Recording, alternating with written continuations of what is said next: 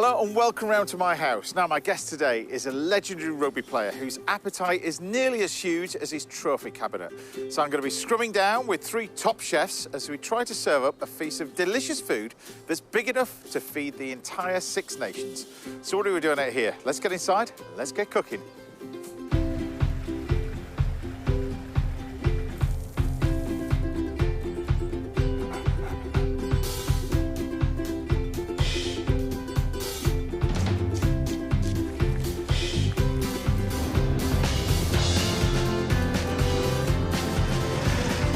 Morning. Are you coming in then? Good morning, and what a show we've got lined up for you today. Today's going to be a good one. England rugby star James Haskell will be in the building. He'll be joining me and in the house and tucking into a massive portion of curry and some Chinese ribs a little bit later. Me and Chef Gordon Blackiston are taking an arty trip to Cornwall on the latest leg of my food adventures as well. We've got recipes all the way from Chef Richard Bertinet will be here. And the very talented Mike Reid will be back as well. Looking forward to that one. And don't miss this week's little masterclass. We'll be giving you a step-by-step guide to making quiche. And that's not all, because I'm here with top chef who's welcome to cook for me anytime she feels like it. It's the amazing Lisa Goodwin-Allen. Big love in the house for you today. Thank you very much. Welcome back. Yeah, no, love it. Welcome back, and just recovered from the monumental task of Obsession, which is... Yeah. Tell us about Obsession then, because I got involved in it. It's 19 chefs, 19 nights or something like that? Yeah, well, we did it over 15 this time. Right. I think after taking a year out, so obviously of everything that happened.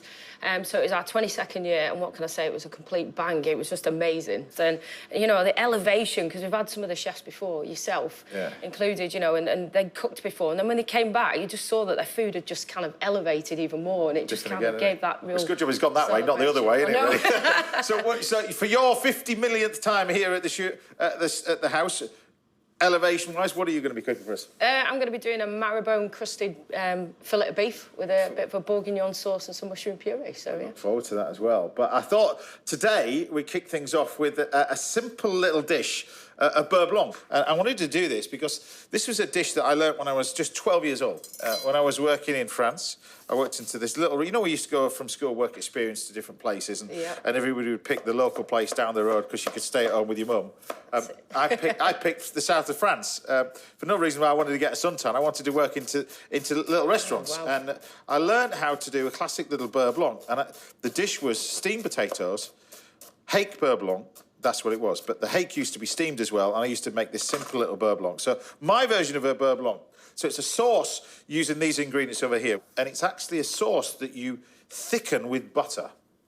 And it's kind of equivalent to, what we say, a hollandaise, but a warm hollandaise. Warm one, yeah. Warm hollandaise. So you start off with, in the pan over here, I've got some white wine vinegar, always white wine vinegar, a little bit of that, and we take some white wine. And what we want to do is just cook these shallots. And you start off, this is called a gastric, the same as if you were doing a hollandaise, the same sort of thing, but you'd use white wine, you'd use peppercorns, bay leaf, that kind of stuff. You can put a few peppercorns in there as well. And we just make this simple little gastric to then add our butter to it. But a few peppercorns in there as well, they're fine. And then to prevent it from splitting and separating, you can learn to do this. You can either make it as it is, or you can add a touch of double cream. And I think the double cream is a good way to do it. If you've tried it for the first time, a lot of people wouldn't use this, but a touch of double cream will actually stop the sauce from splitting and separating. So what you want to do is bring this to the boil and just reduce it down by half. Then we can talk about this amazing fish. So hopefully, on the line now, we should go over to Devon to speak to Tristan Northway, who's the skipper of the smallest fishing boat in Brixton, that has supplied all this amazing fish over here. So Tristan, I can see you. Not out on your... Good morning to you. Not out on your boat today because the signal's pretty rubbish on your boat as well. So tell me how it all started, because we'll get onto the fish in a minute, because you started when you were a young kid, young lad. Yeah.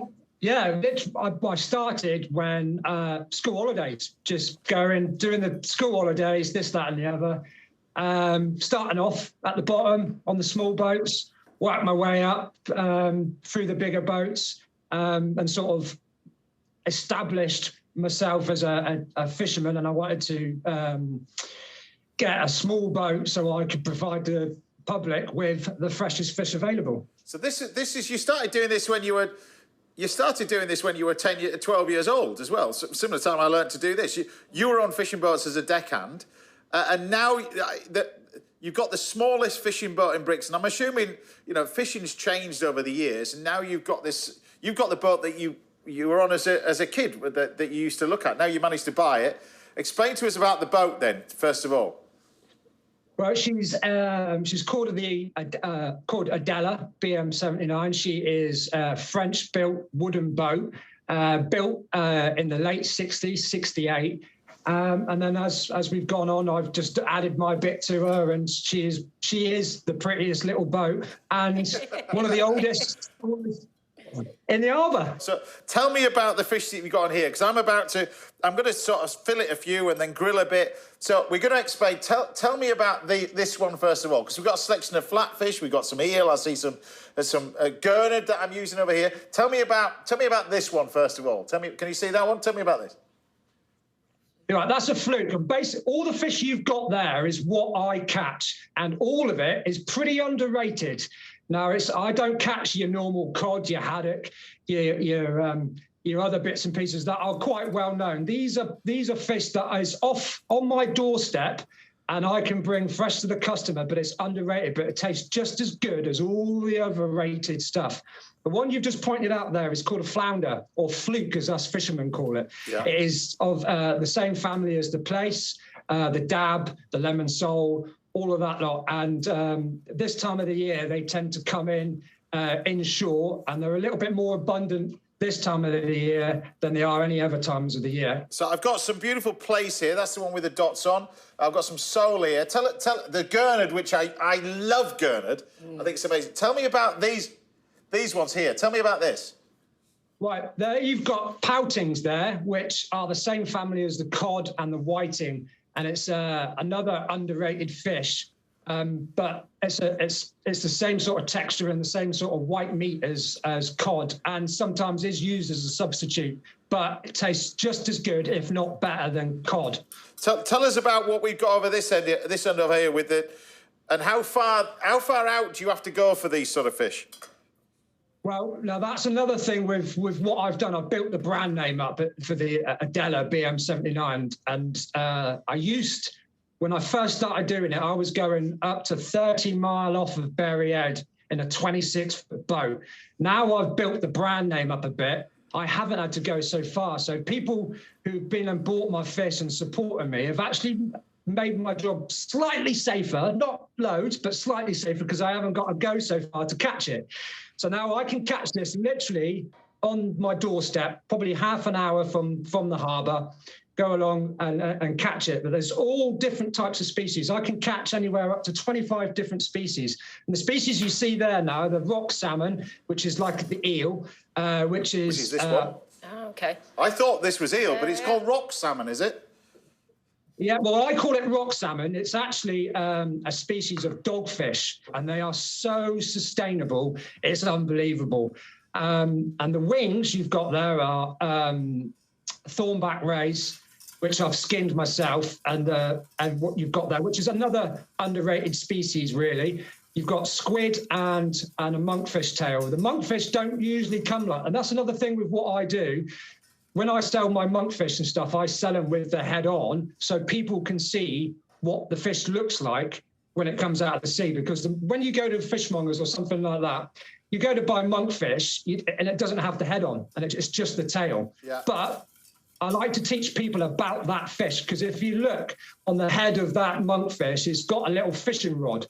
It's actually called an anglerfish, and they use that little rod. That's right. Yeah, there's a little fin with a little blob on the end. Yeah. That blob on the end is bioluminescent, and it glows up. And fish are That's it. The fish are attracted to it, and what the fish don't see is the monkfish is hidden under the sand, and all it's showing is that little light. And when the fish sees the light, it'll come up, and then the monkfish will open up and eat the thing. We're getting a masterclass on teaching about fish from Tristan over here. People are going to be fascinated with this. So I've got in here just the beurre blanc sauce, which I'm now finishing, which is finished, which you don't want to boil. We pass that through a sieve.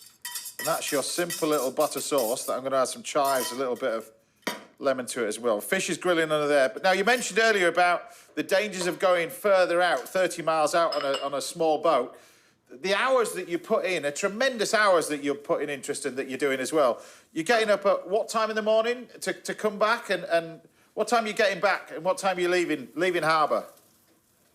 Well, usually throughout the summer, obviously my timing's changed due to daylight hours, because I fish daylight hours.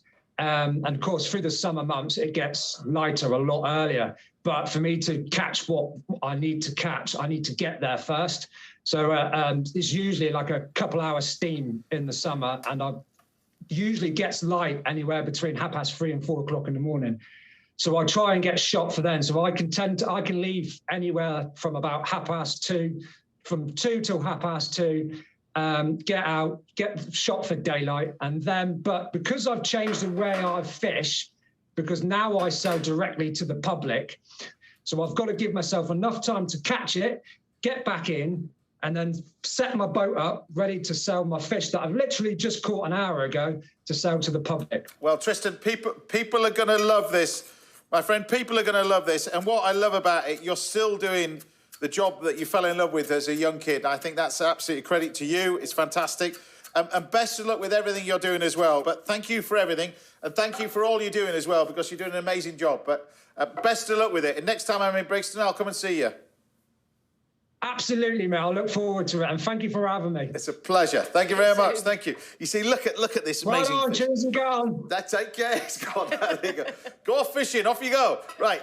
Look, we've got this amazing... So I'll put this under the grill. It only takes 2-3 minutes. That's all it's going to take under the grill. We've got a lovely little bit of the sole. We've got some of this beautiful gurnard. And then we take the little bourboulon, and it's just this simple little butter sauce that goes over the top. You don't really need anything else. It's just that and that. You can put a few herbs on it if you want. I don't think you need anything else other than that. But simple fish, straight off the boat like that, caught by an amazing chap. Doesn't get any better than that, does it, really? Easy as that. Yeah.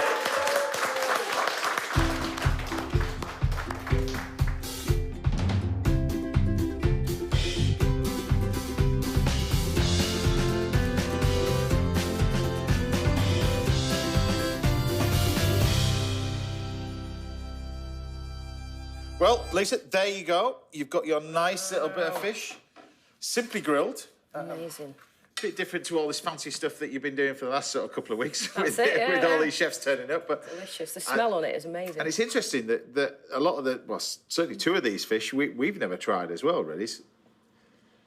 Beautiful. It's great, isn't it? Just so simple. And the amazing produce like this. It is incredible. And what a lovely story that he ends up buying the boat that he worked on when he was a young kid, and now he's the smallest fishing boat in Brixton. He's Mr. Fish, isn't he? He is. He is Mr. Fish. People who live in the area are very, very lucky. Brilliant. Right, Lisa will be cooking for us very shortly, and I'll be talking to England rugby star James Haskell very shortly. But don't go anywhere, because after the break, I'm exploring my arty side on a food adventure to Cornwall with Mr. Galton Blackiston. I'll see you in a bit.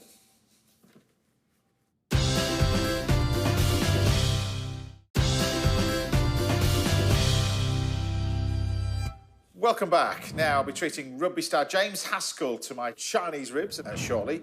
But before that, Lisa and I thought we'd take a look at some of the dishes you've been cooking at home. And this is a good bit. You'll enjoy this, because now they've gone really professional. It used to be photographs 2 years ago. Now it's videos. Videos and photographs as well. So first up, we've got Angela Johnson sent us this video of her son, Ryan, making this stuffed porchetta that I made on the show a while back. How good does that look? Wow. Look at that over the top of there. Concentration there. Stuffed and rolled as well over the top. The concentration. See, everybody wants to be TV chefs nowadays. Right, next, Dave Moore had a go at the mussel soup that I made for Kate Humble on the show a few weeks ago. See, yes, everybody's chefs now, I told you. And finally, top, we can retire after this. Top marks, there's crew going, definitely not, they want something to eat. Right, and finally, top marks this week goes to Lucy Iverson, who made this stunning chocolate cake with poached pears. You should have your own cookbook. See how good do they look? Feast. Hey? That looks delicious. Brilliant. You see, you can carry on obsession for another 50 years. You've got more chefs here. There you go.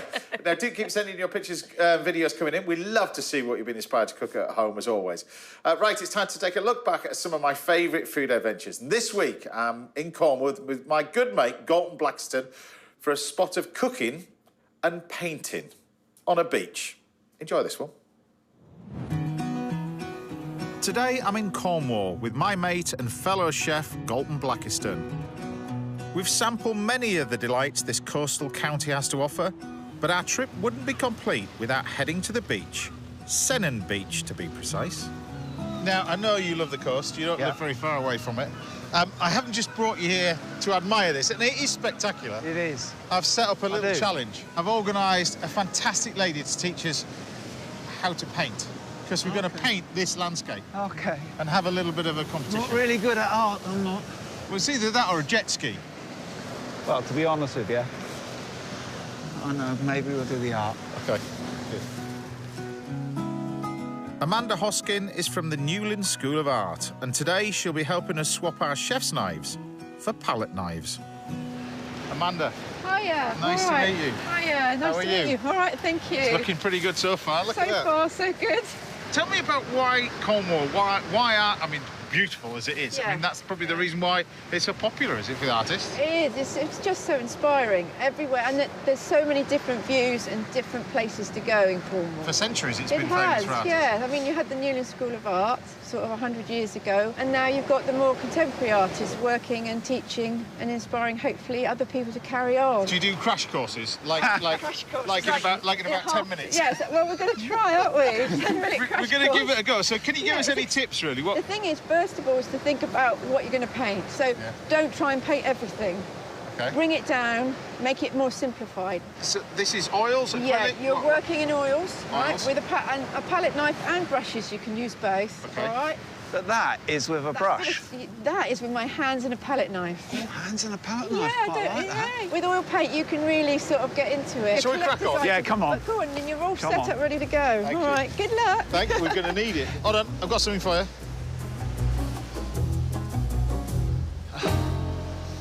You got to look the part, you see. Hey, look, I spent most of my early career this. I know you did. Put it on. Go on. Potentially, I was going to take this quite seriously. Then I've got paint on me, look. Already? How did I do that? You look like a bug. Why do I agree to like do a these Hatton things Garden with lot. you? I tell you, I've got a reputation for being quite a good chef, and you just... Oh, right, should we go for this? Right, yeah, come on. Quite liking this. There's something very therapeutic about it, you see. I was going to call Amanda over, but the truth be known, I'm making rather a good job of this. Pretty soon, though, we both need Amanda's help. Amanda, have you got any more white? Amanda, can I have some grey, please? Some grey. I've got grey. This is looking all right, isn't it, That's all Amanda? right, that's all right. Thank you. She didn't really compliment yours, James. I saw that. It was noted, Gol. It's quite moody, Chef. It is moody, but that's what that is out there. It's moody. What are you doing? There's no blue sky out there. No wonder you only got a C grade at art. To be honest, we could both use some artistic direction. You could use some of your viridian green in the sea. In the sea. As it's coming nearer. Whack that in quite... Yeah, that's it. Got it, and that's then all blend right, it. actually. It's coming on. See that? Wow, this is all right as well. This is OK. Do you think so? Yeah, definitely. Thank you. You know what you need? A bit of titanium buff. Yeah, I knew that's what I needed. That's a really nice cut. That'd be nice for your rocks. Yeah, I don't know how to do a rock. Are you done? I think we're nearly there. I think you're nearly there. Shall Look we? at that! Let the judging commence. Go on, then. Which one would you buy? Which one would I buy? If it was in a gallery? Oh, yeah, that's really mean. This is tough. Have I really Come got on, to Amanda, choose? tell us the truth. Come Tell on, us the put that truth. out, Don't be biased. Which one would you probably... Probably the one that would sell the quickest. That This one. probably would sell the quickest. Why? I don't know. It just, you know, the colours. Actually, what works quite well is the green in the. Without the rocks? But the rocks are nice, you know. It's 50-50. It's really close. It's a draw. Can I say a draw? No, you've already said it. Well done. That was good. Thank you. Right, we'll leave you to finish off All yours. right, I'll carry on. I'll just carry on. I'll see you later. See you later. You are quite bitter over it, aren't you? No, to be fair, she said it was 50-50. No, she didn't say said it was 50. She said that mine would sell the first. Quicker. And as I told you, that's because it would be cheaper. That's why. Look at the state of me. How did you not get it all over yet?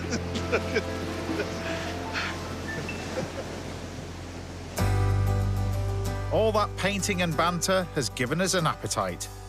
So there's just time for one last treat on this fantastic beach. Right, while Galton finishes off his little masterpiece, which will be for sale on eBay, you can guarantee it, I thought I'd do a wonderful little dish, a really simple little dish. My version is sort of surf and turf, really. I've got some beautiful Cornish sirloin of beef, which I've just diced up. I've got some lovely scallops, which I got at the market earlier. And then I'm going to flavour this with different spices. I've got some cinnamon, I've got some cumin, and then the two real distinct spices for this are rasa hanout. Rasa hanout is a blend of spices, like a floral spice. It contains the little bits in it here are rose petals, dried rose petals. And then this one over here is called bassarat, which contains cassia bark. This is really, really important to our little spices. So I'm going to marinate this and serve it charred on the barbecue. So the first thing we're going to do is take our yoghurt. So I've got some really good quality yoghurt. Grab your spices and throw a few of those in here. Once you got to that stage, get yourself some ginger and keep the skins on the ginger, because if you actually grate this with the skin on, you get a really distinct warmth with it. So a little bit of ginger going in here. Give this a quick mix. Like that. And you get this nice combination of spices and the ginger. So once we get to that stage, throw in your scallops. Got some beautiful hand-dyed local scallops from here, and then this gorgeous sirloin of beef. Give this a quick mix, and you're done. Then what you do to skewer this up, instead of using metal skewers, I've got some wooden ones here, which are basically soaked in water. So you take your skewers and you skewer up your beef, together with, every now and then, a nice scallop. Now, you don't have to do this with scallops, of course. You can do this with shrimp, prawns. It's entirely up to you. But once you get to that stage, we're just going to put these straight on the barbie. You can see quite quickly this will start to colour nicely on the coals. It's definitely coming in, that tide. It's definitely coming in.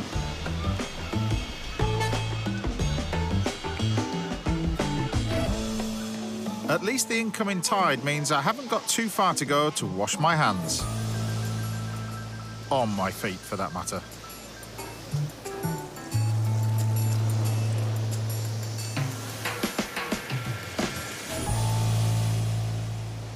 So as your beef and your scallops are cooking away nicely, we can just turn them every now and then. They're doing fine. They look all right, actually. And then I thought I'd do a little salad with this. So we'll get some nice red cabbage over here. Now, the thing about this with salad, you can either have it just raw, it's fabulous, but pickled ever so slightly is also brilliant. So for that, you've got to cut it quite thin. Now, you can use red cabbage for this, or hispy cabbage is another good one. So we're just going to thinly slice it, like that. Now, that can go in your bowl. We can take the same idea with the ginger as well. Getting a little heat from the ginger, just grate it. Touch of chilli. Depends how much chilli you want to put in. Touch of that. Some coriander. Some mint. Just ripped up. Salt. Cornish salt, of course. Black pepper. Some white wine vinegar. What we want to do is just mix this together. And just leave it, and the salt and the vinegar will do its thing and slightly wilt this cabbage down. So the moment, it's quite raw. Give it another 5 minutes. That's going to be perfect. Now, to simply serve this, I've just got some flatbreads here. You could use pittas for this as well. A bit more yoghurt. Just spread down the middle. Now, if you're thinking why I'm doing this so quickly at the end, the tide is definitely coming in. Definitely. You've got this nice salad. You can see if you just leave it just for long enough, it just wilts down a little bit. Goes nice and soft. We take our pieces of meat off and our scallops. Get rid of the skewers. Just take the meat with the scallops, slide it all off. And then finally, a bit more coriander and a bit more mint. And there you have it. My version of surf and turf, all using those amazing scallops and Cornish beef. Done. Not only is this the perfect beach barbecue dish, it's also as pretty as a picture. Well, one of my pictures anyway. Right, still to come, we've got dishes all the way from chefs Mike Reid and baker Richard Bertinet, and Lisa will be cooking as well, but after the break, James Haskell will be in the house. I'll see you in a minute.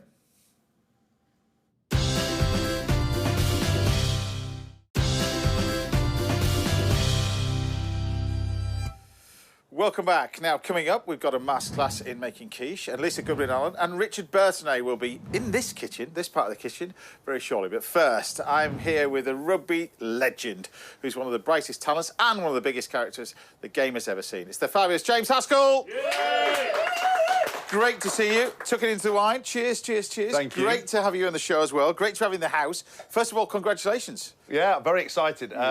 If I meet one more person, they tell me that my hectic lifestyle, everything's going to change. I'm just, I'm trying to deny that it will do, but everything's going to. I'm not going to say anything. I'm not going to say. I haven't got a kid, so I don't know whether it changes or whether it doesn't. But what I tell you what we'll do is you've got an extra mouth to feed. So what we're going to do is I know you're into your food big time, and I know you're into your barbecues big time as well, aren't you? So I thought we'd do a nice little sort of char siu pork rib, which is brilliant. So we're going to take the ribs. I've got some little bit of aromats here. We're going to poach the ribs, and then the sauce is this amazing sort of char siu sauce. Does nobody tell you I'm vegan? Well, they did, but I didn't believe them, to be honest with you. I wouldn't either. I didn't believe you as well. So we're going to take these ribs and just gently poach them with the aromats that are going to go in here. So you can cook this slowly in the oven, of course, but we're just going to do it simple so people can do this at home. So nice and simple, just in the oven. And then I'm going to chop up my aromats and go in. So first of all, I mean, what a career. Yeah, thank you. Yeah. I mean, how did it all start for you? Because rugby, is it like football? Do you get spotted? How does it work professionally? Well, actually, I never wanted to be a rugby player, bizarrely. I mean, I look like the archetypal meathead now, so I'm perfectly suited for that, or potentially a removal man. But were you always? Well, I was quite tall and skinny when I was younger. All I wanted to ever do was drive a digger, a JCB, or be in the SAS. And my mum... Which is what most young lads are going to do. I spent a lot of time outside, dressed up in army, running around, you know, and my parents said the amount of money I spent on my education, I wasn't allowed to be a digger driver because they just felt that it wasn't a great use of my time. So I was a bit like, well, you know, I think I was trying to be the highest paid digger driver in the history of the world. And then my parents were a bit concerned that I would get shot if I was in the SAS, mainly by my own team. So again, not a lot of confidence in doing that. And I luckily I went to rugby schools. I went to Papwick. I went to Wellington College. Both of them kind of had a sort of rich history of being into rugby, and sort of when I was in it, I ended up trialling for England under-16s, and I got all the way to the final trial. Didn't get in.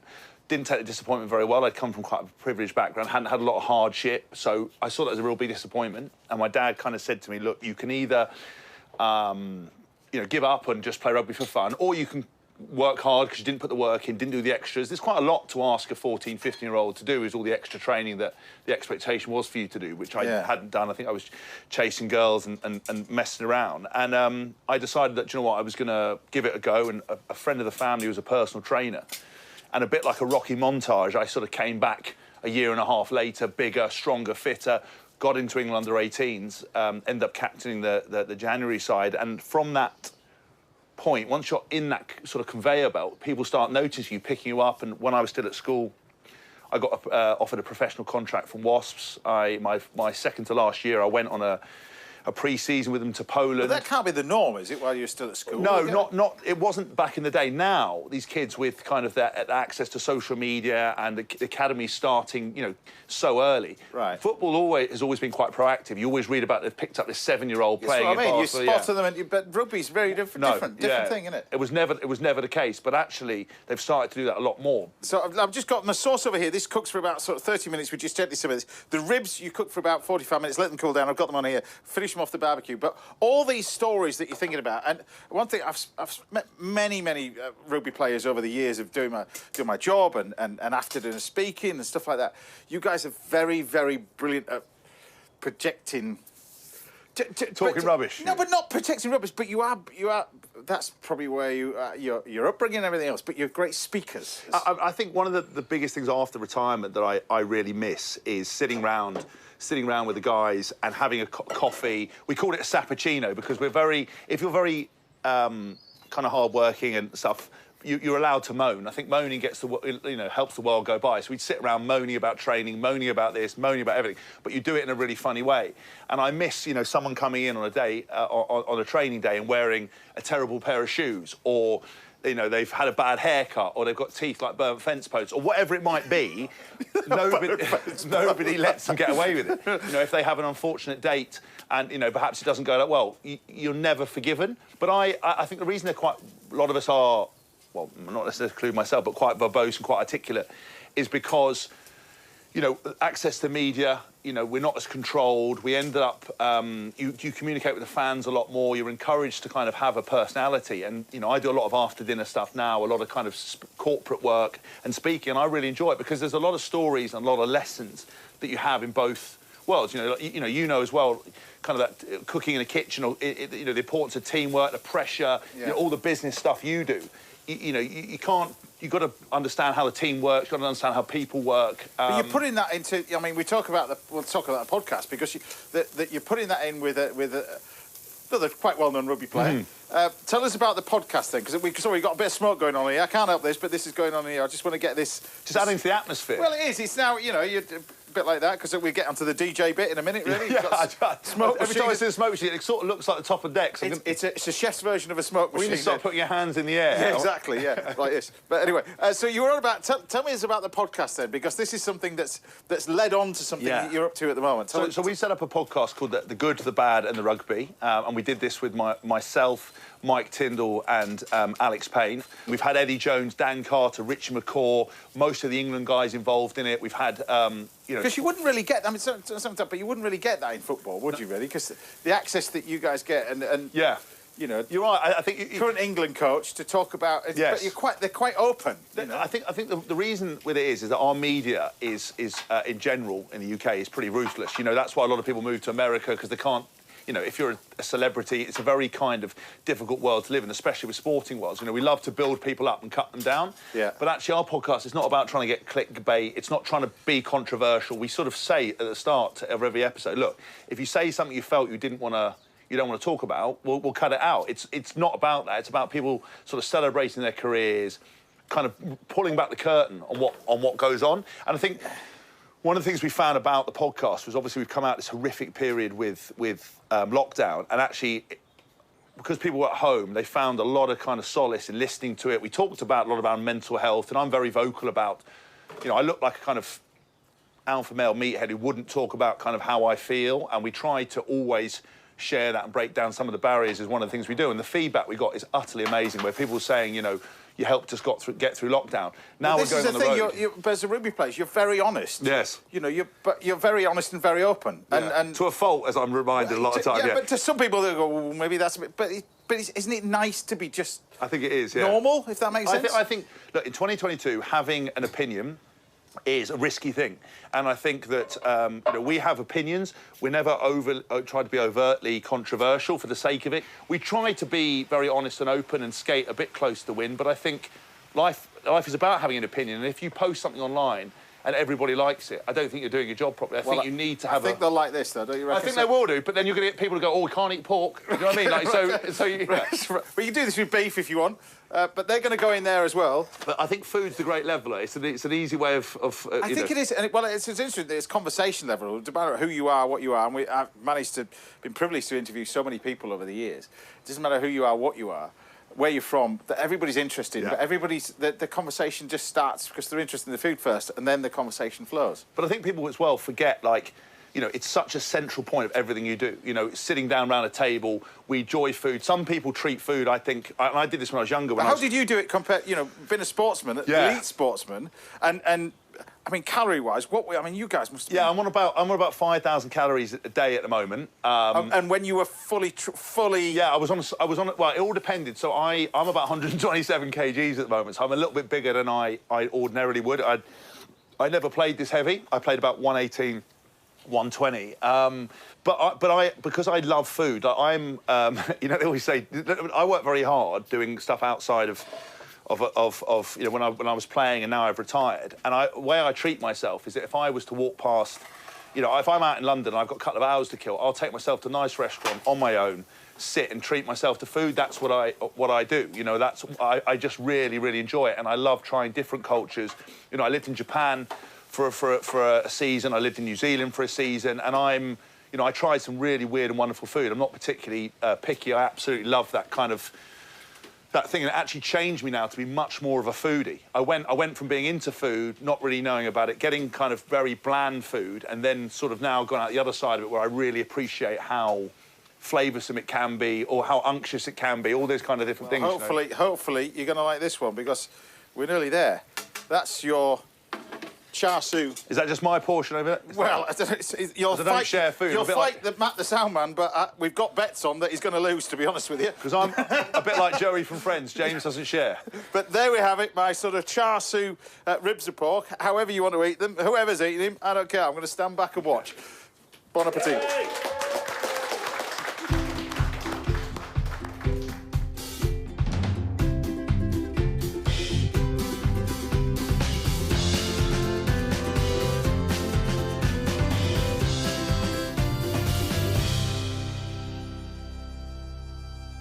Right, well, I'll have portioned this up a little bit. We'll just chop a little bit up, but that's my portion. I was about to say... That's your portion. Thank you. I was about to say... So, tell me what you think of it, but we got a little finger bowls. It's char siu. I actually thought that was a cocktail. I was going to drink that. I don't get out very often, but... Well, I think, actually, my wife will scream at me for eating ribs with a knife and fork, but I'm going to... Yeah, fingers. Yeah. Char siu. Oh, my God. It's unbelievable. Sauce is amazing, isn't it? It's amazing. The whole thing's amazing. A little bit of spice with it as well. I like a little bit of a kick. Yep, it's all right. Right, I'll be cooking a dish for James later on in the show, and the genius baker, the Frenchman and rugby fan, Richard Bertinet, will be firing up this very pizza oven in a bit. But join me again after the break, when Lisa Goodwin-Allen will be here working her magic in the kitchen. I'll see you in a bit. Matt, off you go.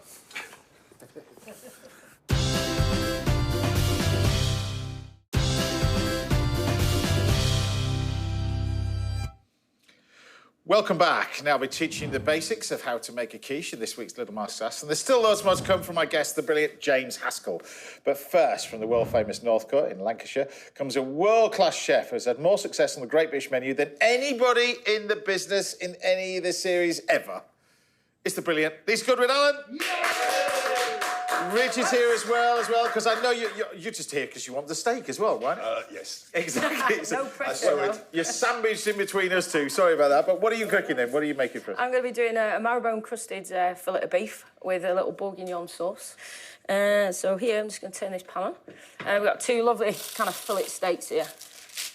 Would these be Lancashire fillet steaks, are they? Yeah, salt-aged ones, nice ones, yeah. Okay. That's what you want, you know, it's a real good kind of salt-aged, matured fillet, good marbling of fat in it. Now, people who have never heard about Northcote, I mean, it is, I equate it sort of the northern version, the powerhouse, which is probably Le Manoir de Quatre Saisons would be, a similar sort of thing? Yeah, I'd say so. I mean, it's a powerhouse of food, isn't it, up north? Yeah, we try. We try. Yeah. I mean, it's growing all the time with the expansion that we had, and we're looking at expanding it more. We're part of the Stafford collection as well, so we're part of the Stafford in London. Because you're part of that as well now, aren't you? Yeah, which I do the food there now as well with Joseph, the exec, so keeps me busy and out of trouble, must say. You know. Yeah, so together it's growing quite vastly. It's Fantastic. Good. So you want a nice hot pan, just pop them in, and you get a lovely crust on all sides of them. And of course, it's been very successful start to this year for the northern powerhouses as well. Oh it's yeah, just up the road from you. Further north, you got Mr. Simon Rogan, now 3-star. It's fantastic to have a 3-star outside of London, though, don't you think? Oh, it's amazing. First time ever. Deserve it, yeah. Yeah, and he was so well deserved of it. It's phenomenal. But of course, you've had a star for how many years has Northcote had a star now? Northcote's had its star, I think, for maybe 20 years plus, maybe. 20 years. Yeah, to keep it is very hard as well, you know, to keep that standard up all the time. Oh, yeah, and I think it's just evolving all the time. You know, it's about keeping on top of your game, isn't it? And seeing what's new out there and keeping your teams energised and stuff. It's, well, you've got as much of the team behind the scenes, but front of house, you've got an amazing team, haven't you? Yeah. We have...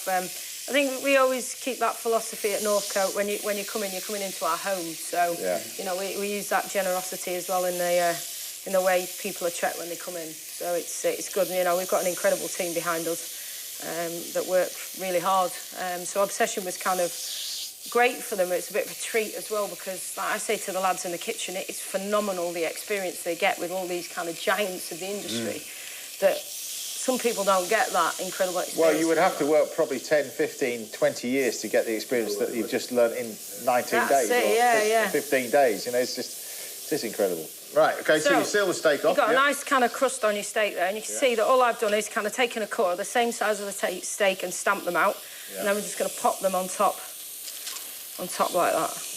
I was liking it. Yeah. So I'm going to pop them in the oven. What we cook them is at 150. So it's a little bit slower. 150? Yeah. Right. Again, you know, it just helps that kind of... it helps the steak cook a little bit more evenly and slower. Okay. So you're cooking it more evenly. And also the butter on the top, you've not got this fierce heat, so it's not going to kind of rapidly melt off the top of it. Okay. Right. So that size, with about a 6-ounce steak, would probably take about 9 or 10 minutes, and then we just take it out and give it a little bit of a rest. Nice and rare, yeah? Yeah. Good. Beautiful. Just checking. Not that I get a choice, do I, really? Despite outvoted 2-1. Check my time on here to make sure that... well done, please. I'm only joking. No pressure. Exactly, yeah.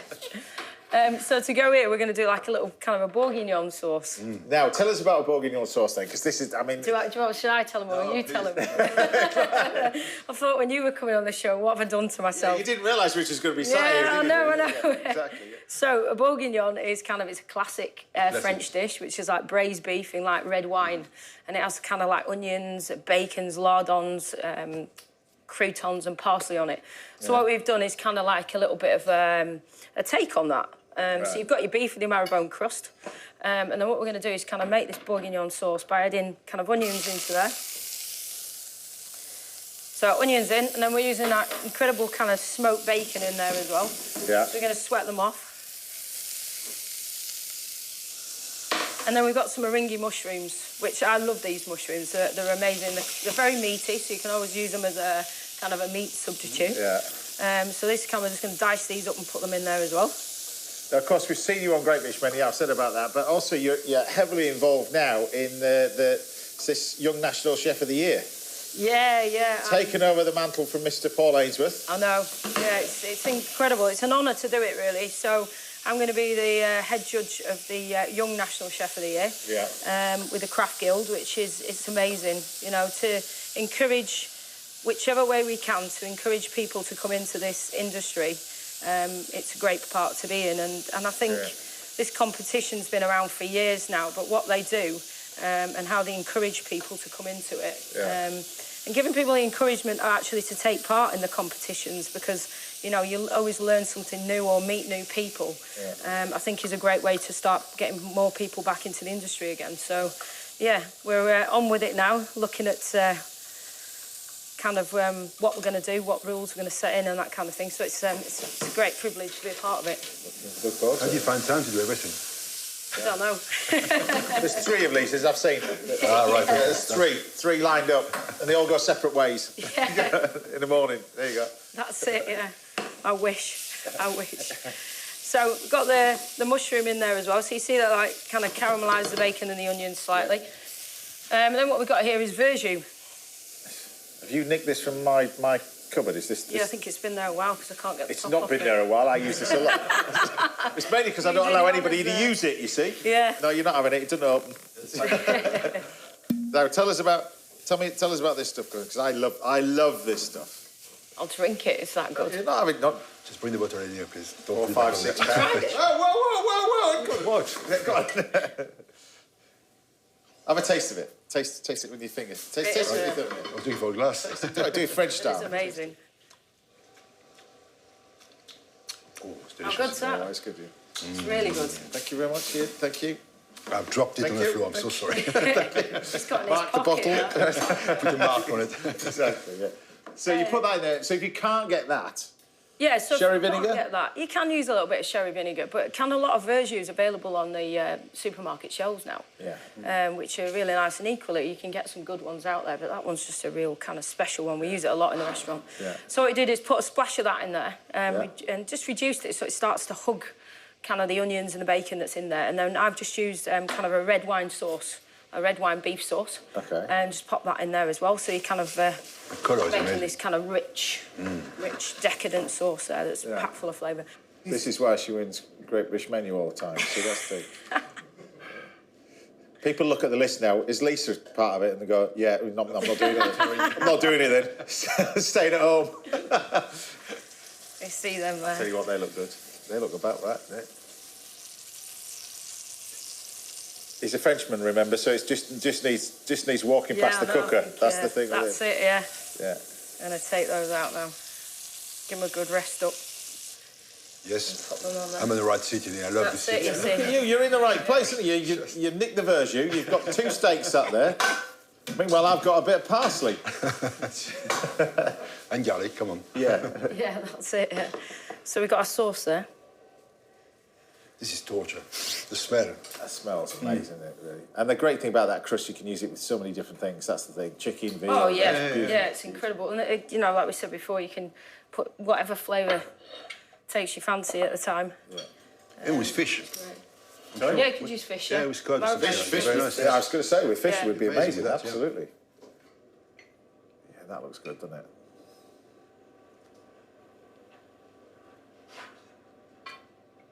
See, concentration. I have to get this right with 2 of Look you at the sat. concentration on your face, yeah. Love it how they go into chefy mode at this moment in time. That's it. Do you know the definition between a dollop and a quenelle? It's the spoon. 36 quid. Do you do 36 quid That's what dollars it is. in your restaurant? No, you do. Yeah, I know. People keep coming back, though, so it Exactly, must yeah. be good. Yeah. And then what we're going to do is just You know it's going to be good, don't you? You know it. cut the edge off those fillets there. Look at that. It's the money. Why It's the do you money cut that shot. bit off? Is that because you want to eat the other bit? Yeah, well, I've got to keep something for myself somewhere, haven't I? Chef's bits. Look at that. That's another £38 cut in the side Exactly off that. there, you know. That's I like beautiful. that. How good is that? Happy with Perfectly that. cooked. And then just pop that onto there. Oh, my. Lisa, everybody. Brilliant.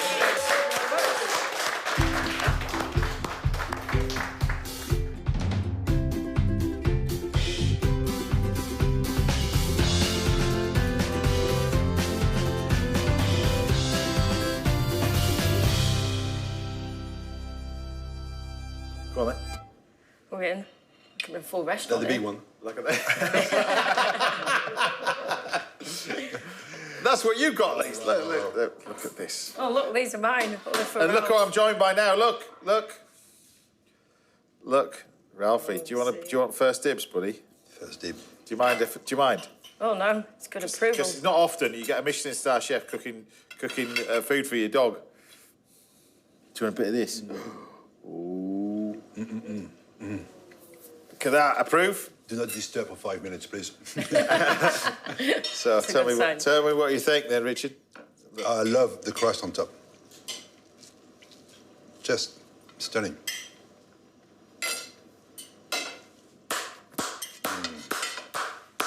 They're good. Amazing. How good is that? Cheers. Amazing. Thank you very much. Well, the dog approves. I approve. Mr. Bertinet approves. Yeah, perfect. Thank you, Chef. Lisa, Ellen, everybody. Brilliant, brilliant, brilliant, brilliant. Right, we'll be laying on lunch for Mr. James Haskell a little bit later on the show, and Chef Mike Reid will be cooking for us a bit later, but don't go anywhere, because after the break, I'll be heading out to the pizza oven for more brilliant bacon with this chap over here. Richard's cooking next. I'll see you in a bit. Cheers. That's delicious.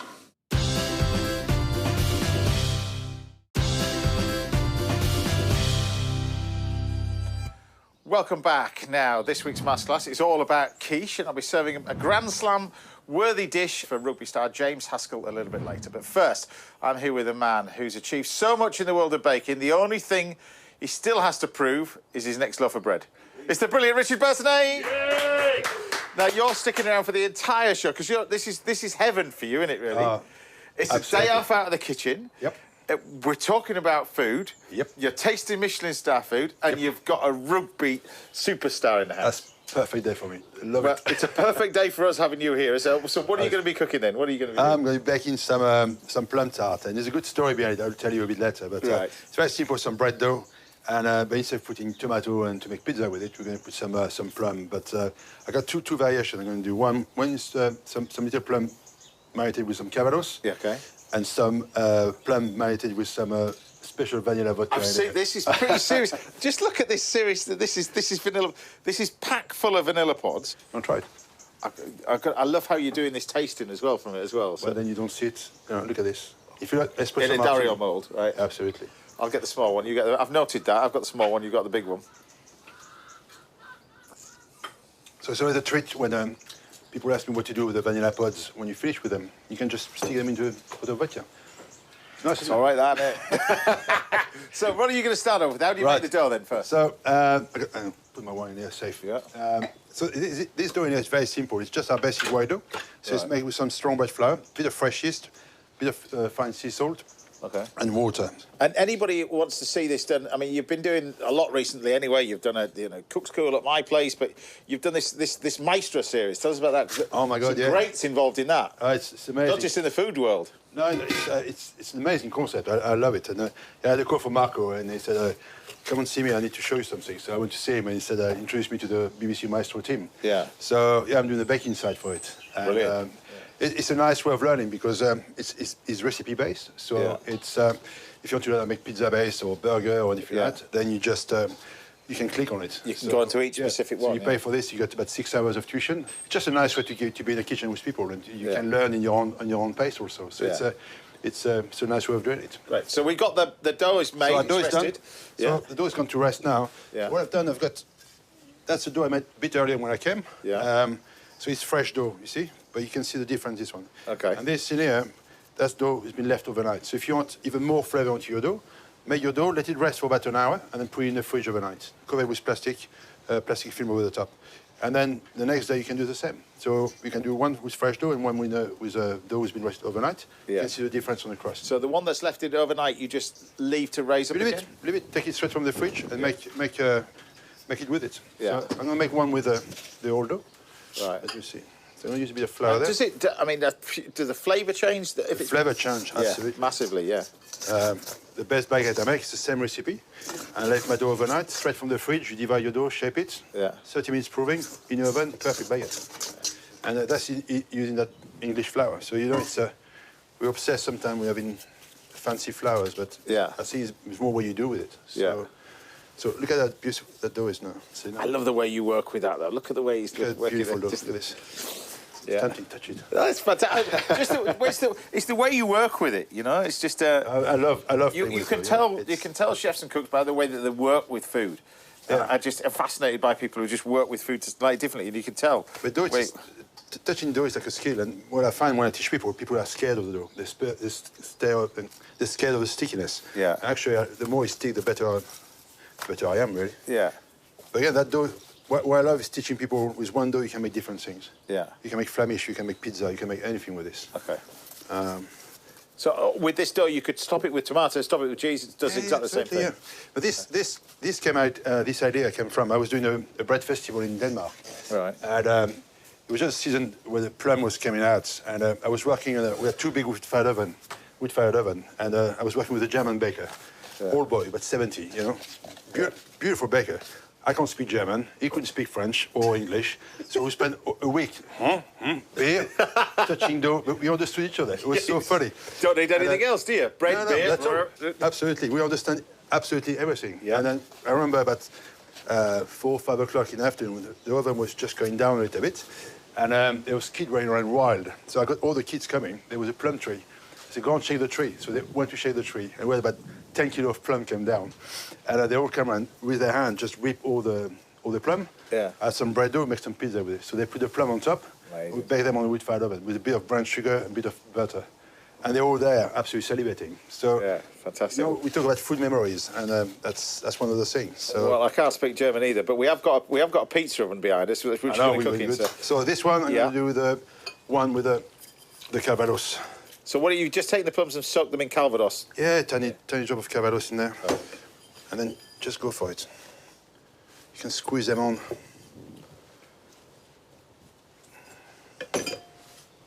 It's so simple, it's crazy, but... Now, we're talking about other chefs who have done Maestro. You're talking about Pierre Kaufman. It was rugby that brought him to the UK. Yeah. So much rugby. What Every time I see Pierre, we talk about rugby all the time. Yeah, what brought you to the UK then? Oh, my God. It's a long story. Now I was doing ski season in Maribel. Right. That's why I started to speak English. Yeah.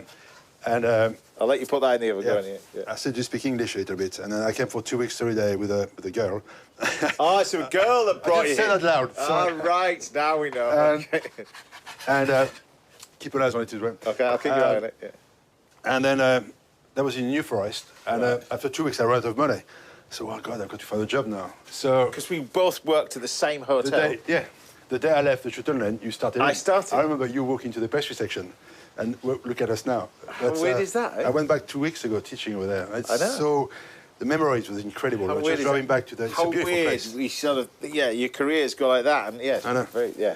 So I mean, which one's this one then? So you've got that this- one in the oven, which is The Calvados. Calvados. This is the, And that's one with the vanilla vodka. and it's puffing up. I mean, amazing there. I don't know what you can see in that oven there. They just see the, just cooking away nicely in that corner there. It's nice, It beautiful. just looks amazing. Look at that bubbling up as well. But what I love also is the color of the fruit. It's something I love is about the bread dough, which is what we think about salted more than sweet. Yeah. But it just goes well with the fruit. My grandmother used to make plum tart when I was kids, and the same, this biting into the plum, marinated in kirsch. She was putting kirsch with it and stuff. Yeah. Oh, it's delicious. Delicious. Right. We're in. You can't beat. Do you think? I mean, for bread wise, I mean, it's very difficult to get the temperature exact. But for cooking of this kind of stuff, pizza oven is the way. It's. I love. I could spend all day next to this. It's amazing, isn't it? I love the smell of it, the feel of it, and now the fashion. There's so many pizza ovens now. You know, everybody's got some, so it's the taste is it's crazy, and you can do a lot. You know. Well, we've got one underneath here. The little tiny one you can get as this little one. That boxes was one now of as them, well. But look at that. Look at this. Look at that. So that's the one that's been left overnight to prove. Yep. This one wasn't. 1 more minute for this. Look at that. I love your oven. If you want me to come on pizza anytime, tell me. Yeah, no, absolutely. Well, you're more than welcome as well. Absolutely. And it's interesting that you use the same dough for both ones, because I was thinking pizza dough, you speak to the Italians, they go a semolina of course, flour, there is. zero If you flour. start to have 10 recipes for 10 different things, it just stop you doing it. What I love is the variation we can do with one dough. Yeah. And learn to be comfortable with that dough. And after that, you just... And also, you could just turn this and cook it as bread, couldn't you? Just normal. You can make some bread rolls, some fougasse with it. Like you say, you've got the... Yeah, absolutely. Look at this. Look at that. I catch it a bit up. Look at that. So give us the name of this dish, because it looks spectacular. Tarte flambée à la prune. No, plum Hello, tart. Mr. Bertinet. Brilliant job. Thank you.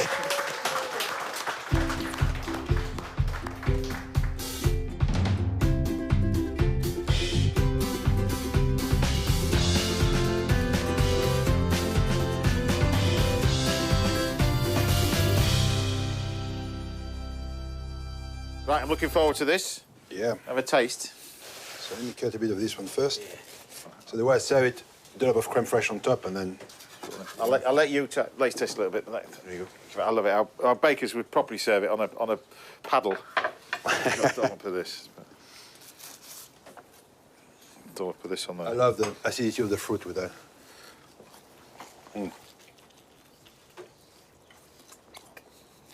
It's messy, but it's beautiful. Simple, but good. That's wrong on every level, isn't it? In it. With your wine goes well. That's wrong on every single level, particularly if you're 12 years old. Nobody complained.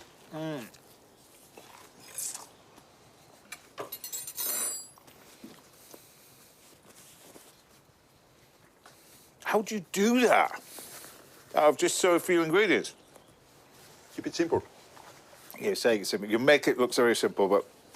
You make good dough. Fruit are fruits. A tiny bit of sugar. Fruit to fruit. The dough is a dough, but I'm not Richard Bertinet. But there you go. Richard, everybody. Thank you. That is absolutely delicious. You're going to stick around for the rest of the day as well. Too right, I am. Super fan. Super fan he is. Chef Mike Reid will be taking over the kitchen duties very shortly, and I'm rustling up a mammoth portion. In fact, I'm going to have to do 2 portions now. Well, 4, 5, 6 portions of chicken curry pilaf for James Haskell a little bit later on in the show. But I'll see you after the break when I've got a masterclass in quiche. I'll see you in a bit. This is delicious. Good.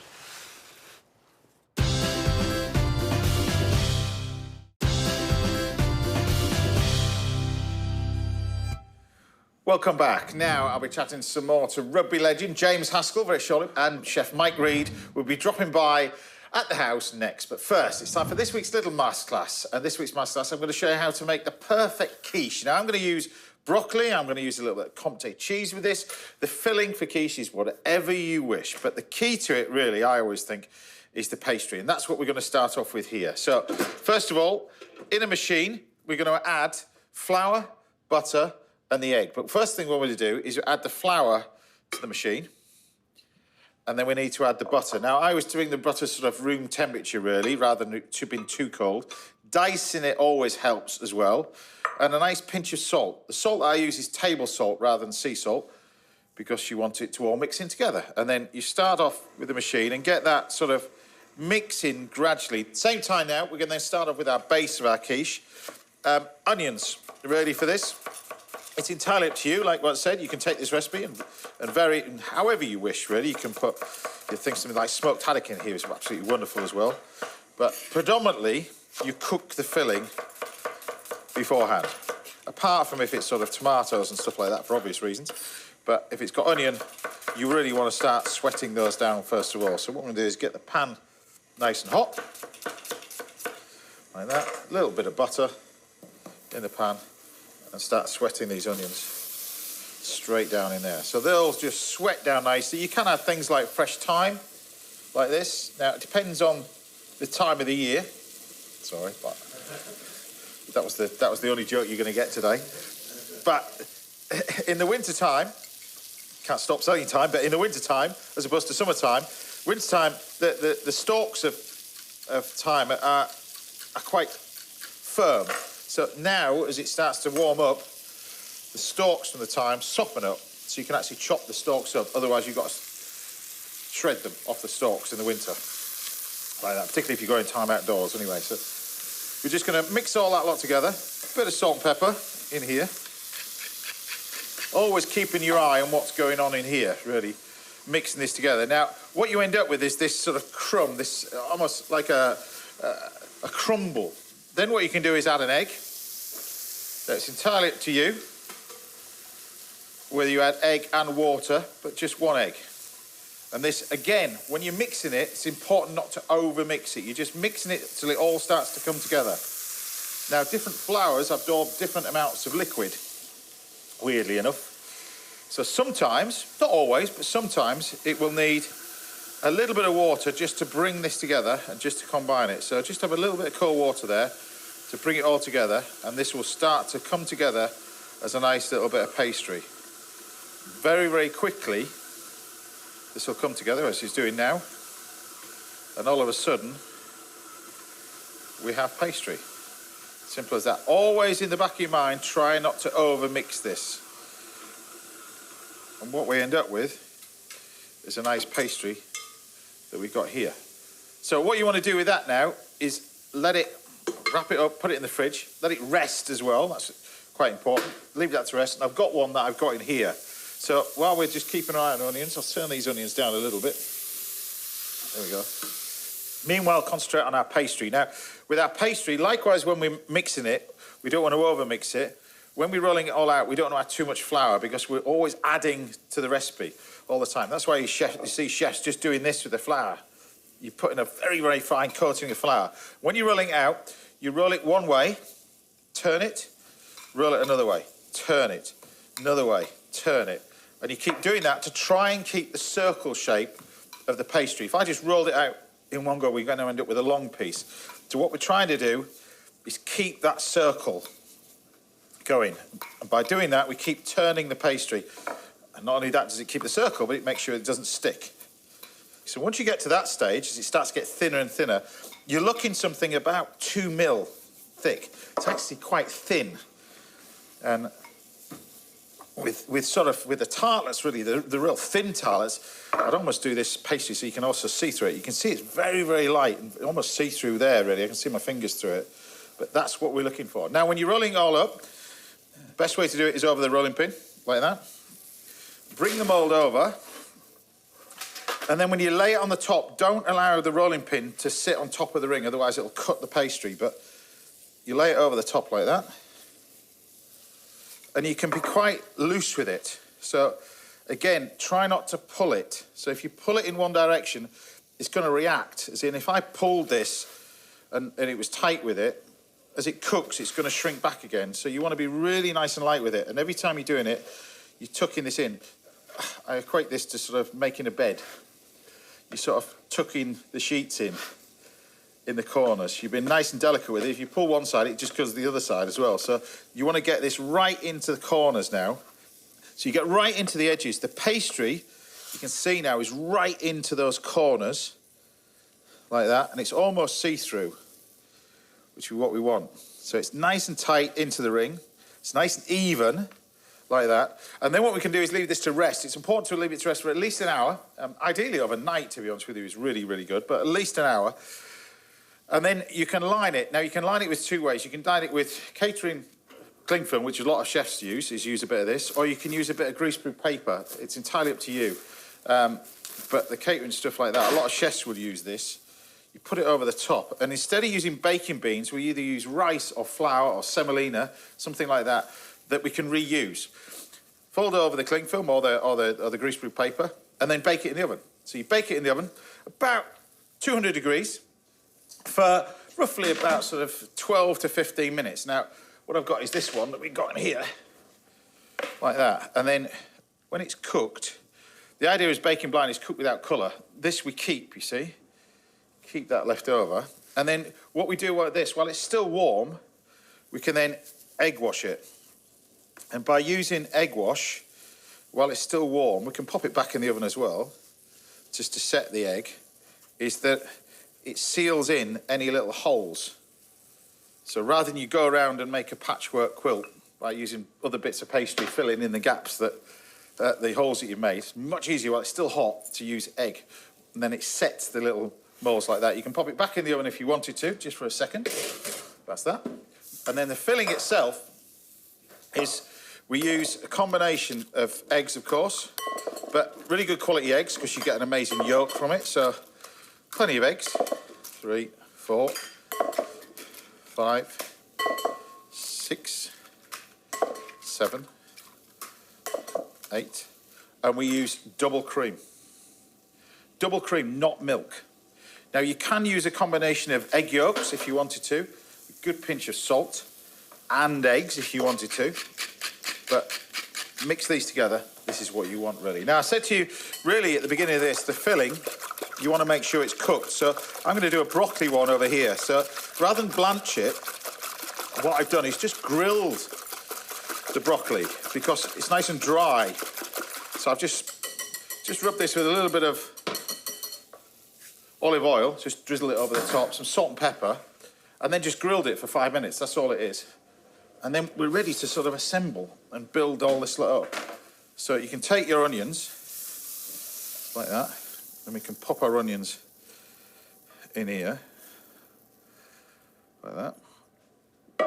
We can then take our cheese, a combination of our cheese, and rather than just put the cheese on the top where you lose the filling, you can take a little bit of the cheese, almost half of it, put that in there, and then the broccoli, which, again, nice and simple, pre-cooked kind of stuff. So you're going to do a red pepper one, make sure the red peppers are cooked. Smoked haddock, again, likewise, make sure it's cooked, but also make sure it's dry. So once you've got that, and really pack in the filling. When you've got that, season it all up as well. Don't forget to season each layer. Certainly don't forget to season your filling. So plenty of black pepper.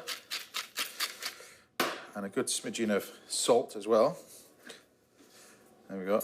And we can take our filling like that and pop a little bit in. Now, the important bit with this is don't make the mistake, as I tend not to do now, over the years, is you make this over there and your oven's over there. And you've got to carefully carry this because we want this full to the brim of filling. This is the important thing. So once you get to this stage, fill it full. And you're almost balancing this over the across of the kitchen. But you can finish off and fill it in the oven if you want, but make sure you fill it full like this. Now, baking the blind, I've done it about 200 degrees. I've dropped the temperature of this down to about 170 for this one to finish off cooking the quiche. One like this would take about between 30 and 40 minutes to cook. What you don't want to do is really overcook this because it'll souffle up, it'll split, separate. It's okay, but you want to just make sure it's just slightly above Earth, so it continues to cook out of the oven. So you just pop it in the oven, about 30, 35, 40 minutes in there, about 170, 180 will be fine. And then we end up with 2. Doesn't double in size, it's not miraculous in there, but I ain't that good, to be honest with you. People are looking, what the hell happened there? So what I've got here is I've got the finished one. And the reason why I'm doing 2, because the crew like it. Exactly. So what I'm going to do over here is we're going to take our nice little bit of pastry, and then with a sharp knife, we just cut along the edge. So the pastry overlaps like I've got on here. The temptation is to cut it off before. What you do is do it after. So when you trim this all off like that, and you can trim this one all off, it's so much easier. So you take a sharp knife, always cut away from the tartlet as well, because you don't want any of the pastry to fall onto the actual tart itself. But you can see that as you're cutting it, you get this perfect edge to it. So keep persevering. Keep this as well, because this is good to eat as well. But like that. Keep going all the way around. And then you can slide this off. And this is why I like these trays. Rather than do it on a tray like this, which has a lip, it's difficult to get off the tray. Try and invest into one of these trays. And so often you get trays which have actually got no sides to it. So sometimes you end up with 2 sides over here, none this side. And that's because, as a chef, you like to slide this off afterwards. Because one thing we don't really do with quiche is like to put them in the fridge. Because if they go in the fridge, the butter firms up from the pastry, the eggs firm up, and it's not really that nice, to be honest with you. Quiche, I always think, should be served at room temperature. It's the best way to eat it, really, or nice and warm straight out of the oven. And we can just loosen off our ring like that, and these lift off. Simple as that. So there you have it. Broccoli quiche. Now, whether you use Comté cheese, whether you use cheddar cheese, whether you use even just a little bit of onions, a little bit of tomatoes, either way. If you get that process of making that pastry like that, you'll hopefully have perfect quiche every single time like that. Now, there you go. If there's anything you'd like to learn about in Little Mascas, then do get in touch. We'll see if we can help out right here on the show. Time now for a quick break, but join me again in a couple of minutes when the very talented Mike Reid will be here. I'll see you in a minute.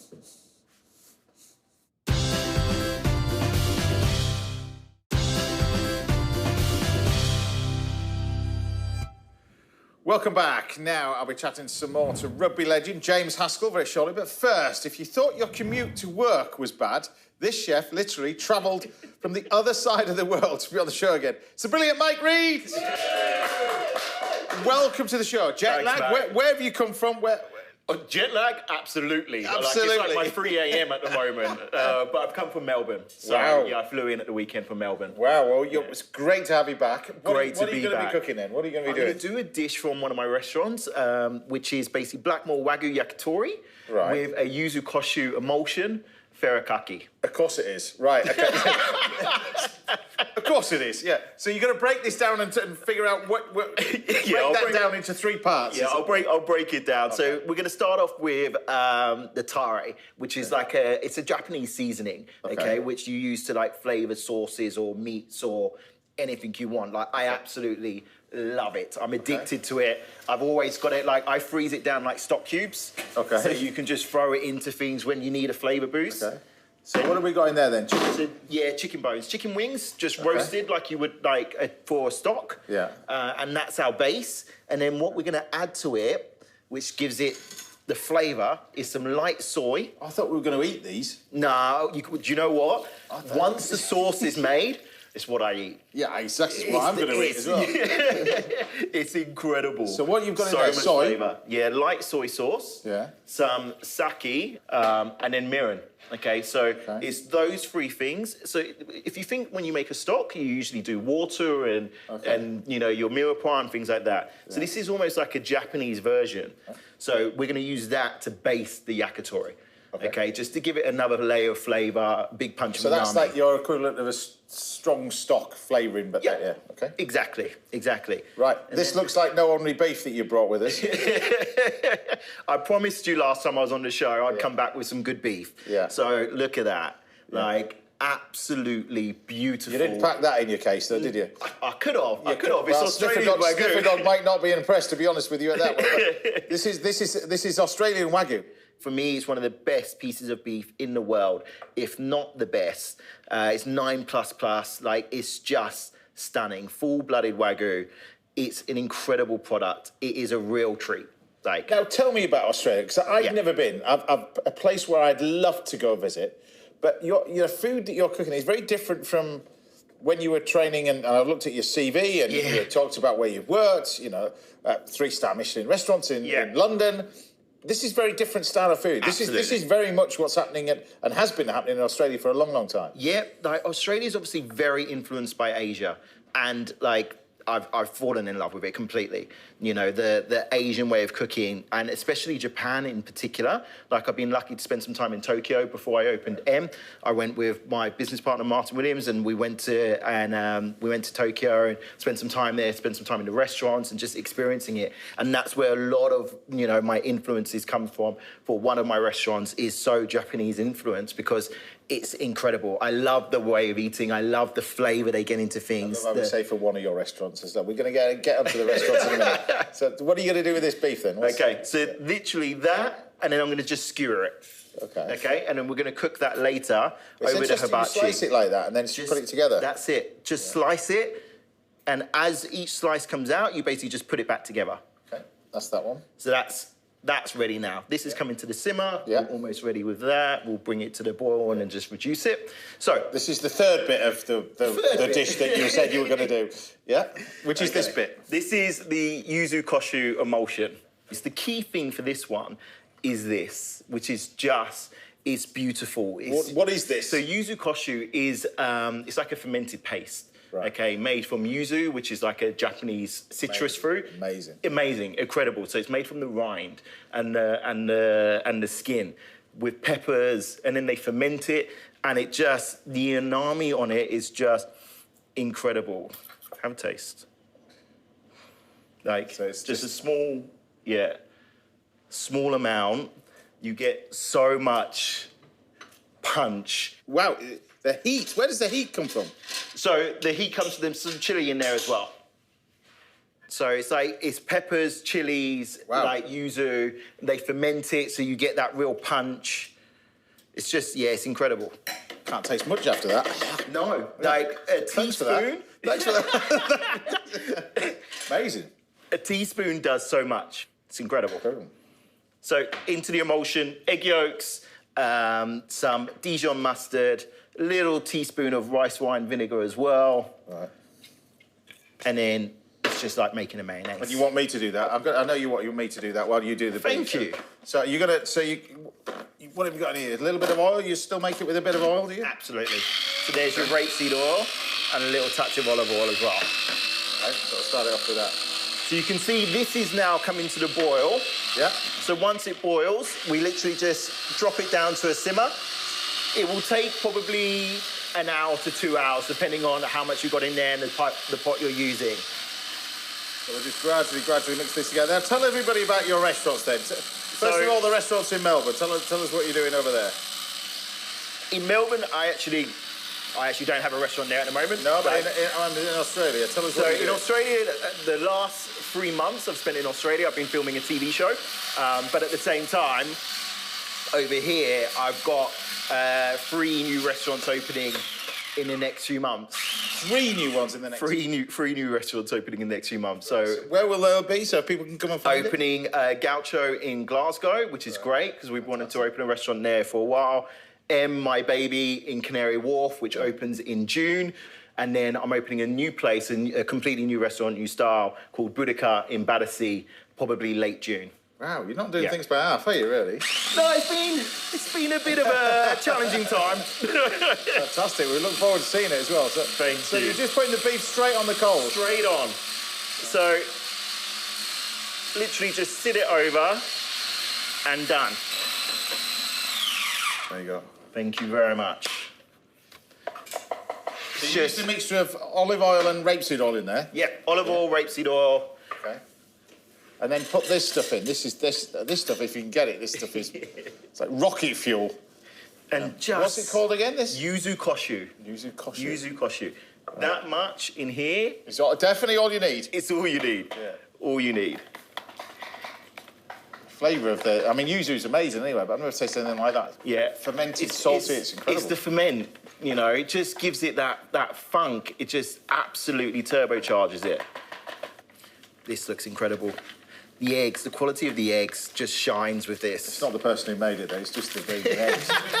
It's all right. I get it, Mike. It's fine. No, I get it, Mike. No, it's fine. It's not a problem. It's not a problem.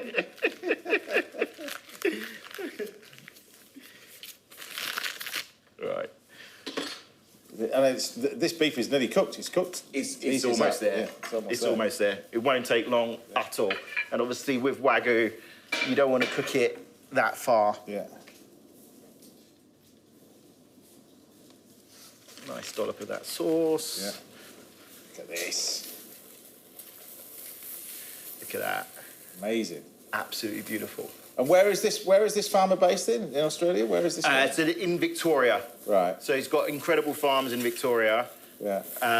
He sends his beef all over the world. We're very lucky where we've got exclusivity for it in the UK. Right. But yeah, for now. But like, yeah, Heston uses it. Brett Ledbury used to use it as well. Right. Like, it's a stunning product. Amazing. Needs very little work, which is one of the reasons why I like to do it in this way. And then, for me, like, Japanese cuisine would never be the same without a touch of what's called furikake as well. Right. So furikake is like it's almost like a seasoning. It's like salt and pepper in Japan. Yeah. Okay. Seaweed, sesame seeds, yeah. You know, a little bit of wasabi powder. And I've seen this. You can buy it in supermarkets now. You can buy it in supermarkets. Yeah. So available now. Just a little bit of furikake on top. Wow. Simple, easy, all about the produce. Blackmore Wagyu yakitori with a yuzu koshu emulsion. Mike Reid, easy as that. Done.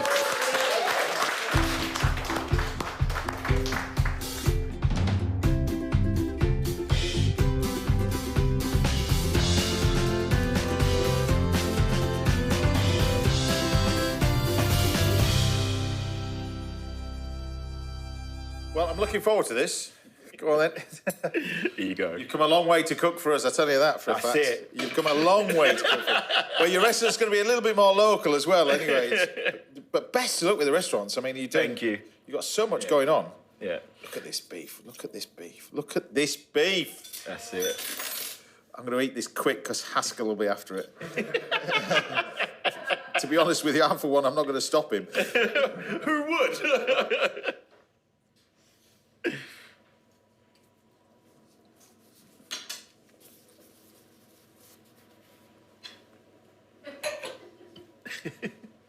That's the best beef I've ever tasted.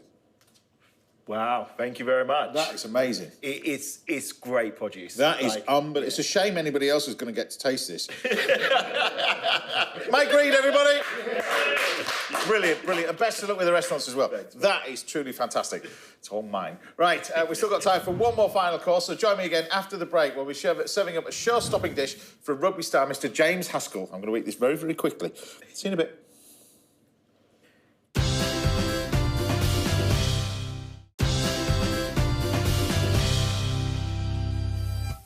Welcome back, sadly, to the last part of the show, but I'm back in the kitchen with two of my guests.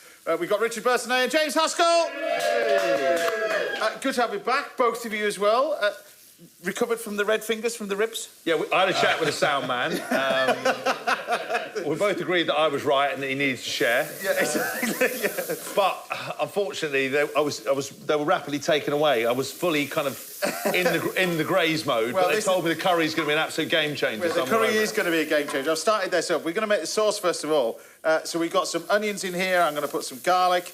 I've got some tomatoes. I've got some ginger puree, which we've got there. We've got chilies, we've got tomatoes, we've got bay leaf, cream, a little bit of lemon, and plenty of butter. It's like a buttered chicken curry sauce, and the chicken is cooked separately and then added to it later. But we're going to start off with this and get this going. Now, I know you like your spicy sort of food as well in there. Now, we talked earlier about the podcast, we talked about the tour, but we didn't talk about your career as a rugby player as well, with Wasps and everything else. We're going to talk about that. But DJing. Yes. Your love of DJing. I do.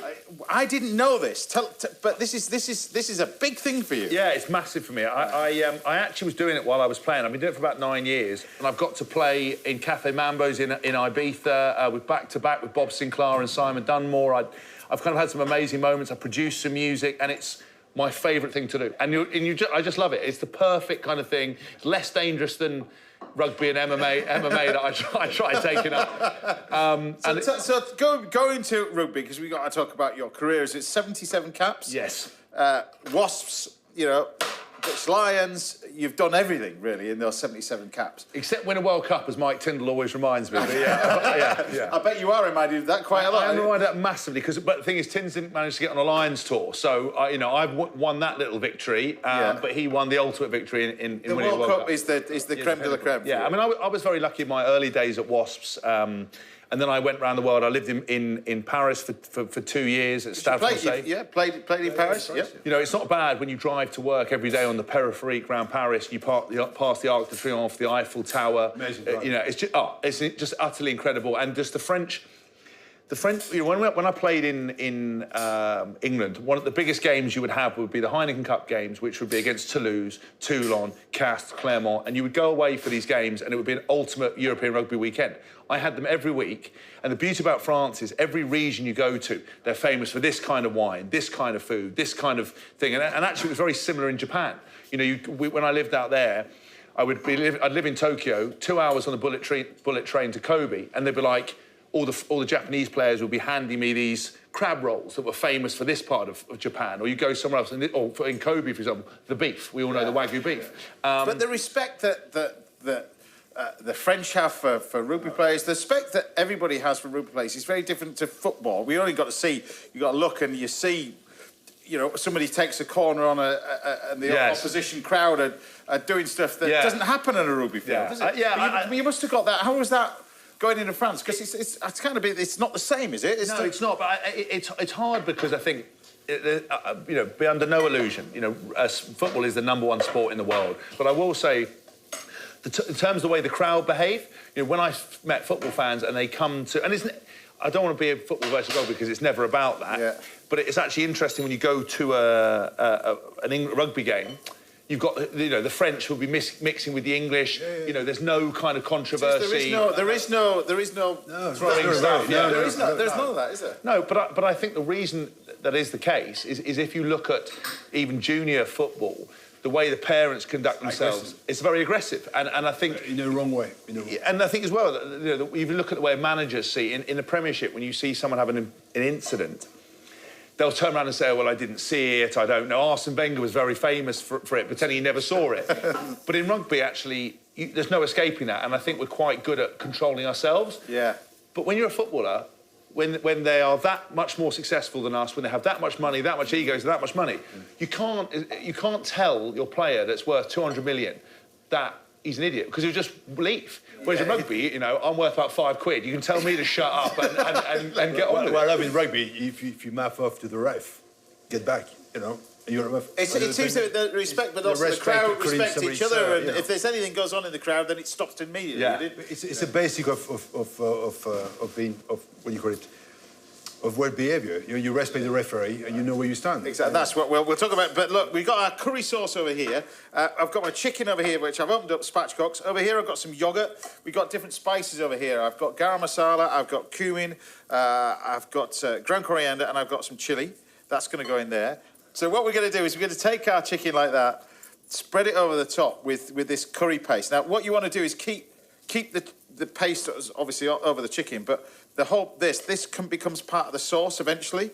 So we're going to roast this off. Now, you can marinate it if you want, but the idea is you cut sort of pieces out of it to get that marinade in there and to keep that roasting. Pop it in the oven. Got one in there. Then we're going to chop up. It's like Blue Peter, isn't it? Yeah, exactly. I wish it was, yes. But we're going to make my life a lot easier. And then we're going to take this and then blend it and put that chicken in there. My sort of pilaf rice, I've got in here some onions. I've got some spices. I've got some little bit of cloves in here. I've got some cinnamon. In we go with basmati rice. Mix that all together. That's got the butter in it as well. Salt and black pepper, so plenty of black pepper and salt. Season it now, really, and a good pinch of salt in there, and then throw in the water, and then we make a little cartouche, a little lid for that. And the easiest way to do that is get yourself some greaseproof paper, fold it over, fold it over, fold it over, fold it over, measure the pan like that.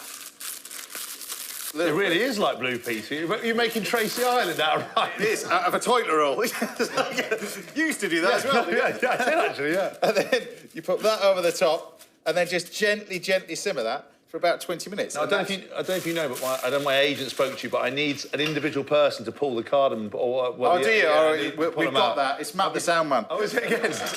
I don't want to be a diva or high maintenance, but I don't want to have to choke on one of them. So if you can get them sieved out, that'd be brilliant. So we talked about rugby. Do you miss it? You must miss it and see the players now, because we've got the Frenchmen over here. Yes. I mean, how good are the Frenchmen? Amazing. And do you know what? The world is such a better place with a strong French team. I love watching play. You know, their Six Nations performance was amazing, and they, you know, for me, you know, there's such a rich kind of heritage of French rugby. You see how much they love it over there, and to finally have a side that can perform the way they do. The World Cup is going to be there. It's so good for the sport. And actually, I didn't get a chance to play against an extremely successful French side like we've got now. Yeah. But I would say for the moment they look the most dangerous. You know, they beat the All Blacks easily. I think what they've done is they invest on the young player for quite a long time now. They had a vision of the World Cup. And they're just peaking at the right time now. Well, their under-20 side were world champions twice in a row. That's young player. Now they're playing together. So I think it's you know, for me they're brilliant. But I actually say my personal experience of going away to Ireland in the Six Nations for St Patrick's Day. It was just incredibly hard, especially as the Irish. You know, they sort of lull you. They're so friendly. Everyone's like, "Oh, so friendly." You know, don't beat us by too much. You know, don't beat. And then as soon as kickoff comes, they're like, "Come on!" And you're like, "Oh my god!" And then it starts raining as soon as the kickoff comes. Then you get beaten, and then you know. So I think for me they were always challenging. But you know, France in a good place is better for all. The first game at Twickenham was France-New Zealand in 1999 for the World Cup. Yes. Oh my God, that was what a game. Your son's playing rugby now. My son's playing rugby. Yeah, he's at Loughborough Uni. So yeah, he's doing well. He's doing well. He was telling me all about him. He's a prop, isn't he? Yeah. He's obviously been on eating a lot of the baking, which is you know. He love that food there. Yeah, he's going to ask me for the recipe. You know. Yeah. So obviously we talked earlier about the podcast as well. Very successful podcast at the moment. I'm just about to finish off, so you can tell us about what you're up to at the moment, because just to recap on this tour that you're doing, because you're setting out on the road. Yeah. For something very, very different. You're taking the podcast on the road. Yeah, we are. So we're going a 16-day tour, the Good Bad Rugby podcast. Again, you don't need to know rugby to like it. It's just me. I've listened to the podcast. They don't really talk about rugby very much. It kind of goes off piste quite a lot, really. It's a bit like this episode where you've done a little bit of cooking, but I've just been chatting rubbish over the top of it. It's very similar. Very similar. And then I've got my next book. I've got my 6th book coming out, which is much more mindset book. You've done an autobiography. You've even done a cookbook as well. I have, yeah, cooking for fitness. Yeah, I'm surprised you didn't ask me any challenging questions. I teamed up with a chef, Omar Mezian, who's the England football chef, actually. You know, I'd like to say we did an equal amount of legs work, but he was much more the recipes than everything else. Right. And so, yeah, my next book's coming out, I think 2023. I'm just editing it at the moment. But the other ones were Sunday Times bestsellers are kind of telling the rugby stories, that, you know, and also being quite honest about things. I think a lot of sportsmen's autobiographies are very much almost glorified training plans because everyone's so terrified about getting sued. I got 3 barristers to read over it. I got a lawyer to read over it, and I'm still here to fight another day. But if I get cancelled in between now, this episode will never see the light of day. So we should be all right. Well, you'll be all right. You'll be all right. Look, so we're just gonna. I've got you a little bit of curry there. We've got our pilaf rice. Look at that. Which I've got in here as well, which is cooked nicely. We'll take off that. And then this is going to go, so fluffy pilaf rice that we'll just put. Whose portion is this? Sorry? Whose portion is this? Whose do you think? Whose do you think when you've got the little plate there, chef? Do you know what I've got? I bought the expandable Velcro trousers today. So a little bit of that, and then I've got Richard. Yeah. Cheers, Richard. For you, cheers. So a little bit of the all rice, but the curry. Just to recap, I've taken the curry sauce. You cook it gently. You add the chicken to it, which makes it into a sauce as well, and you just serve the chicken that's portioned all up, and you just serve chunks of it over the top like that. I shall leave it on there. A little bit of chilli. We'll just put a little bit of chilli on it, and maybe a touch. That's the timer going off. So timer was actually bang on. Look at that. So we'll just. It's almost like you're a professional. Well, kind of, yeah, kind of a little bit, but we'll just take a little bit of chilli, like that, a little bit of fresh coriander. But it's been great talking to you, but there you have it, you're about to taste it, a butter chicken curry. Wow. 1 portion, you serve 4 at home, but it's up to you. It depends who you've got coming around for dinner, but with these 2, that's just a starter. It's like this. Anyway, bon appetit.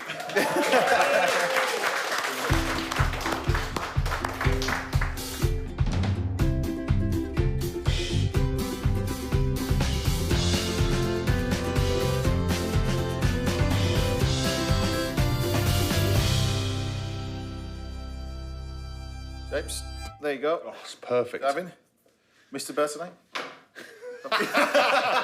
Look, you've got more if you need it. That's true. I got spare. Yeah, you got spare. So tell me what you think. Race you. Race me. Right. Listen, I love a competition. It's getting really competitive now. Oh my God. It's tasty, no? Yeah. Tasty. The chicken and the tomatoes and yeah. Oh, look at that, yeah. Mate, tomato and the sauce.